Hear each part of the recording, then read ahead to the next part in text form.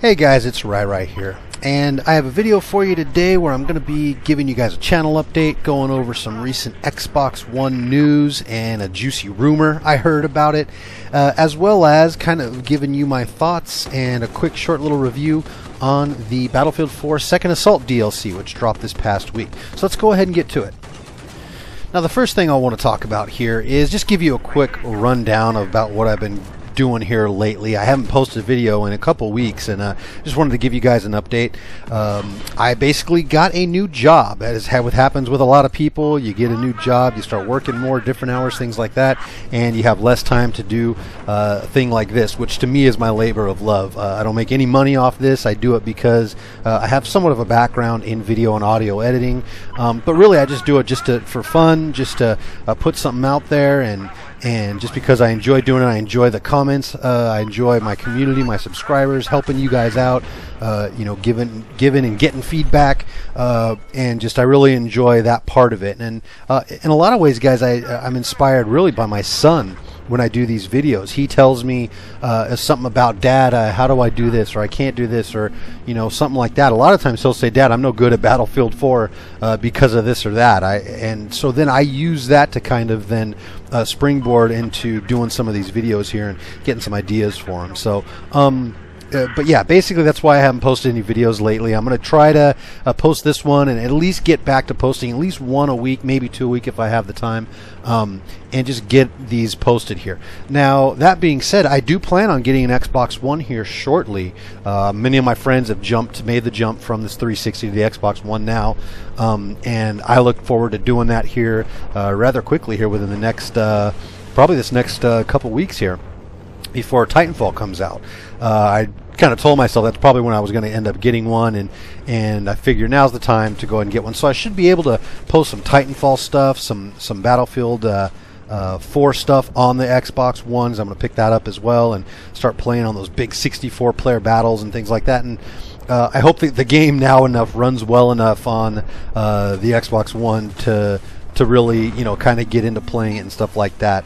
And I'll address some of those issues too later when we talk about Battlefield 4 Second Assault. But yeah, so that's kind of my plan here for the future of this channel here. I'll start doing some of that, and I still see that even though I hadn't posted a video, I'm still gaining subscribers. So you guys are liking my videos, you're getting turned on to them, and viewing them, and then I'm getting good positive feedback and comments. I love it, guys. Keep it coming. And I appreciate negative comments too, because it helps me do a better job with these videos in the short time that I have to do them. So I appreciate all that, but keep them coming, guys, and I'll keep these videos pumping out here for you. I'm going to try and also focus not just on focusing on Battlefield 4, which is what I've been focusing on recently, but also doing some other videos. I've been playing some other games. When I get the Xbox One, I'll be playing Titanfall and some other stuff, and keeping it some variety in there for you guys who are just gamers like me and like to play games and have fun. So let me go ahead and now talk about the Xbox One and the recent news. It came out, I guess, not too recent. It was a couple weeks ago, but it came out, and I know you guys heard the rumors about the Xbox One, a new SKU being released that will not have a Blu-ray drive, so it'll basically be downloadable games only for about $399. And I heard that news and I'm like, wow, so that they might actually be doing that. And I'm a progressive guy. I'm a progressive thinker. I like seeing the progression of technology and us being able to utilize it. And I thought that's pretty cool if I can download games, and have a system that's just dedicated to that, without having to worry about it. But with one caveat: so long as the games are actually cheaper than they would be if I go buy them in the store. And here's why. If you go buy a game in a store, you can trade it back in for store credit at a retail, or you can, trade it with a friend to get, borrow one of his games or trade it with one of his games. You can sell it on eBay. You have basically a return on your investment, whereas you don't have that same return on investment if you're downloading a digital copy of a game. As far as I know, Microsoft's not changing policies on swapping or trading games digitally. So that being said, that if I am going to go and do something like a downloadable only Xbox One, you better make the prices cheaper on the digital games. There should be no way I should pay $60 or even $50 when you're saving the cost of manufacturing, distribution, paying people to press the discs and make the DVD boxes and do all those things. You're saving money there, so pass along some of the savings to your consumer rather than just charging another $60 for the game. Because if you're going to charge $60 for a downloadable digital-only game and I can't get a return on that investment, then I'm going to go ahead and get a disc-based version. It's worth it to me then to pay the extra $100 to get the Blu-ray disc. So then over time, over the next 5, 6, 7 years, I'm going to be able to then get a return on my investment when I have a game that I want to just go ahead and sell back for store credit or sell on eBay or Amazon or something like that. Now here's the juicy part of this. So I was reading the news about this new Xbox One SKU that they mentioned a couple weeks back, and kind of getting caught up on the news. And I didn't see anything about this, but I went the other day to a local retailer, a big retailer in the Pacific Northwest here. I'm not going to say who they are, but a big one. And I started talking to the guy in the electronics section. We're talking and chatting about video games and the new consoles and different games that are coming out for both PlayStation 4 and Xbox One and all those great things. And he mentions that, about this SKU. And I said, well, yeah, I heard about it. I heard the news and the rumors that were out there. And he said, oh, no, it's not a rumor. He's like, or basically, I hate when people say he's like. He's not like. He says that it's in their system right now for a $399 Xbox One SKU without the disc, without the Blu-ray disc. So this big retailer that's up and down the Pacific Northwest up here is already getting geared up and set up for it. Now, they usually don't do that. As far as I know, I'm not a huge retail guy. I don't work in retail. But as far as I know, they're not going to probably do that unless they get some sort of confirmation from their distributor, from Xbox, from the higher-ups, to say, go ahead and get that in there, get for the SKU, get it ready, because they are coming out with it and we're going to be selling it on this date. Now, there's probably an NDA associated with that, so they're not giving out too much information on that, but it is there. And I just thought that's interesting. To me, that almost all but confirms the rumor is true that Microsoft will be releasing a SKU, an Xbox One SKU for $399 without the Blu-ray drive. So I thought that was real interesting. I didn't see any news about that anywhere else. I know it's been rumored. I'm sure that's probably where they get the rumors from, is things like this. But personally, I can confirm that I talked to a guy that says he saw it in there. He works with this major retailer. He saw it in there. It's in there, and they're ready to go once they announce it. So I thought that was interesting. Now, again, how's that going to change would I buy an Xbox One or not? I don't know. Depends on the price of the games. He didn't have any information for me on that because, again, they're dealing with the games in store, but not digital games. So if the digital price of the games comes down, I'd say below $50, like maybe $45 or even $40, let's say, for a new game, I'd be okay with that, and I would probably realize, hey, mathematically, I'm probably going to be saving money buying games that way than I would if I purchased them for $60 and then, in the long run had to trade them back in or something like that. Yeah, it's probably going to come out even, so I'll just download them. I don't know. I just thought it was interesting. I thought you guys might like to know that.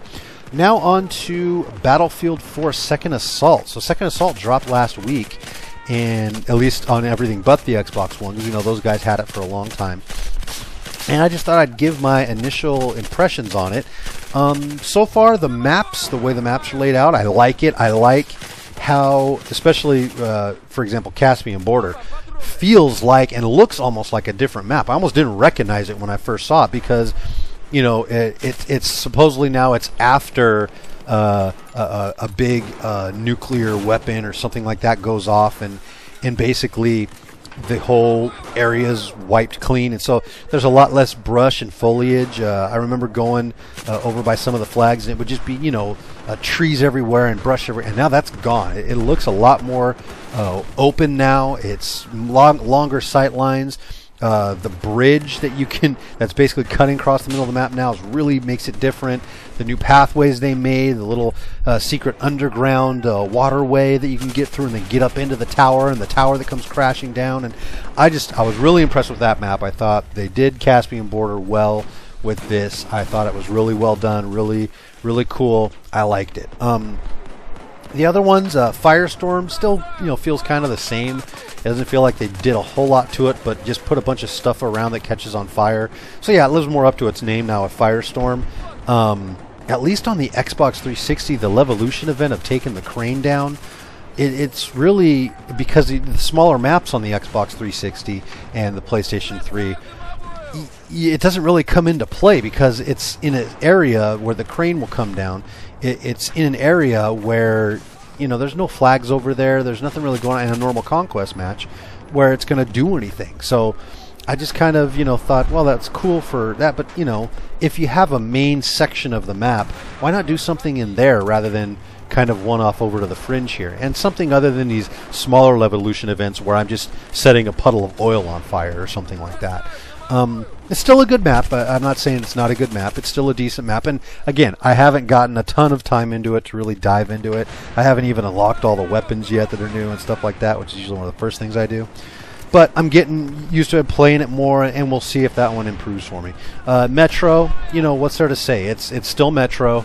It's still, I think, one of the better infantry-based rush maps around. It's still a lot of fun doing that. But it still has its major choke point areas and just stuff like that you can deal with. And yeah, it's nice that you have these, again, the little Levolution events where you can drop things down and shut off the lights in the hallway and do things like that. But ultimately, it's still Metro, and it's still going to play like Metro. And that's if you're into the infantry-based combat like that, it could be a lot of fun. But it's much like it was in Battlefield 3.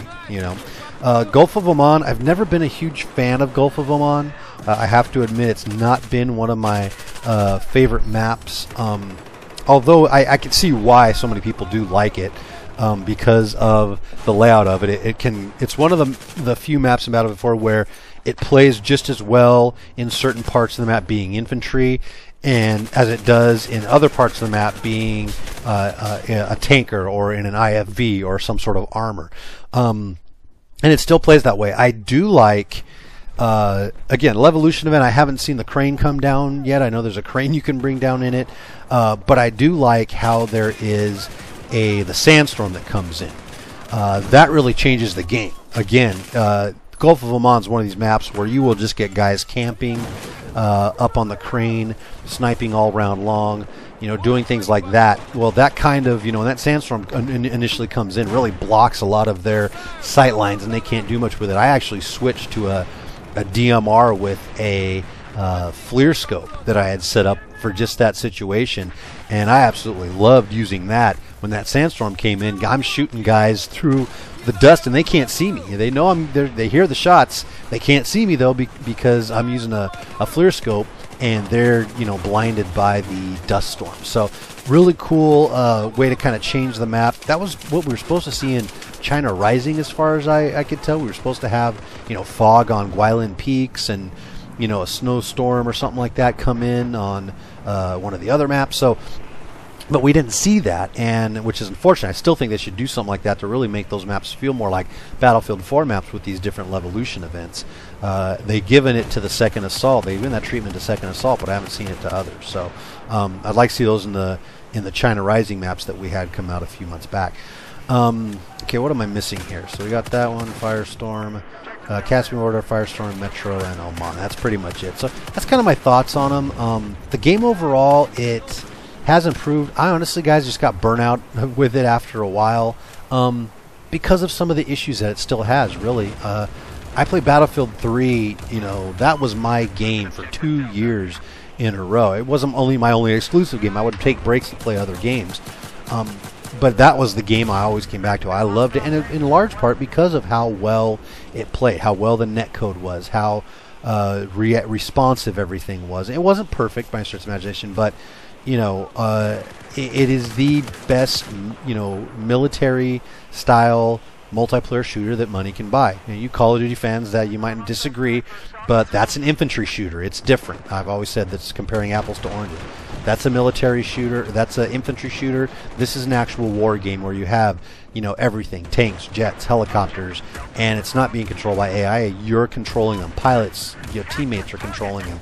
And you have these epic all-out battles. And I think Battlefield 3 did a great job of that. Battlefield 4, the netcode issues, you know, just things like that that are kind of still there and still consistently causing problems, you know, and I really want them to get that fixed, quite honestly. I hate, you know, running around a corner and still getting shot, or having issues, you know, like that, where I duck down behind a piece of cover and somehow I'm getting shot and killed. And it's things like that that are due to the netcode. There's plenty of YouTube videos out there on it. You guys can see them, but that's really what's causing a lot of my frustration with the game, is that it's just not as clean, crisp, and responsive as it needs to be. And this is even on PC. This is on, you know, Battlefield 4's main, you know, console, the PC, or you know, the major consoles, the PlayStation 4, the Xbox One, the PC version, are all having these issues.